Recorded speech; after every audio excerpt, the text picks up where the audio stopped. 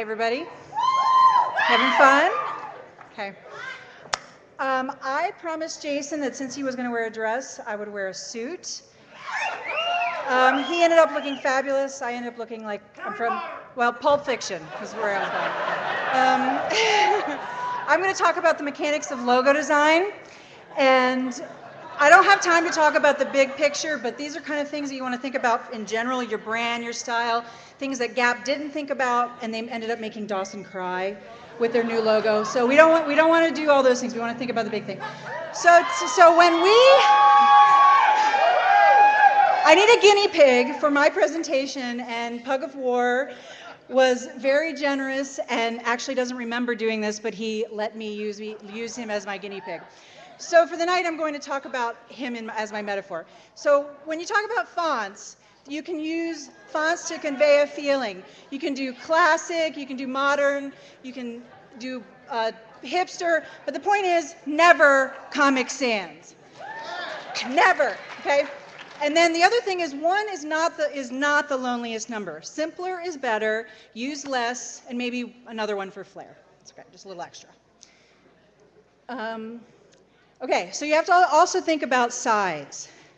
When you're designing a logo, you have to think that it's going to end up on a business card, very, very small. It's going to end up on a website. And then you're going to have F's face gigantic on a billboard. Huge! I know, right? So also you have to think about your aspect ratio. You have to go Goldilocks, not too small, not too wide, not too tall.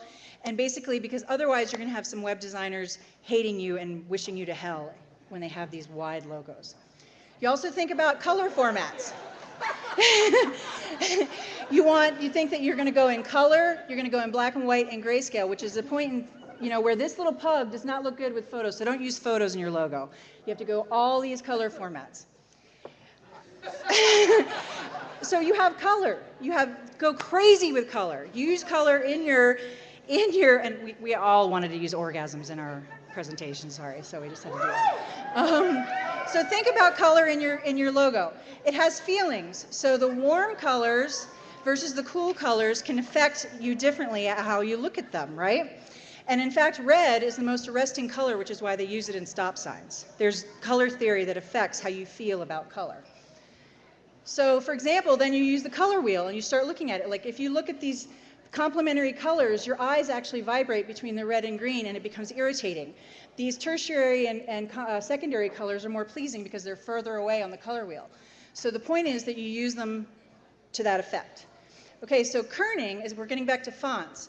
So that's the space between the letters. And I always say use the Christmas tree method, where you squint at a Christmas tree to adjust your ornaments.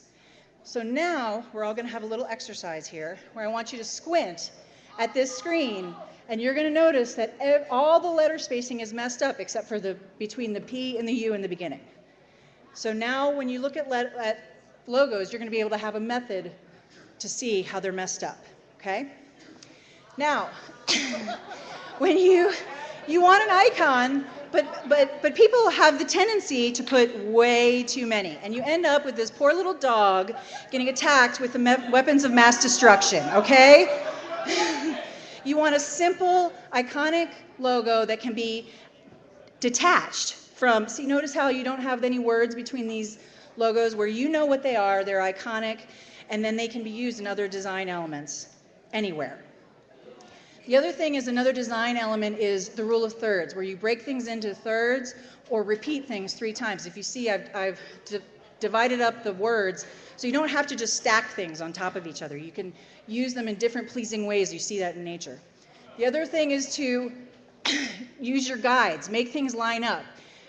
You might not recognize it if people don't do that, but your eye sees it and it seems weird. If things are not lined up, you can see the blue lines. I know, I'm sorry, I don't have a dog in this one. I'm sorry. So the other thing is, okay, look at your competitors, but then try not to be exactly like them. How many swooshy, Nike, globy, techni things have we seen in the last 5 years? Just say no to the swooshy, globy thing, okay? Stop doing this, okay? All right, and so then think about changing your letters. Notice how the P connects down to the O, and the W comes up, and the A and the R are connected. And yes, I had to put one more dog in. I'm sorry, I just needed one more dog. And then, when you think about, you might want to be trendy, you might want to, but trust me, you want to have longevity and not necessarily use the latest trendy haircut that comes along. Thank you very much.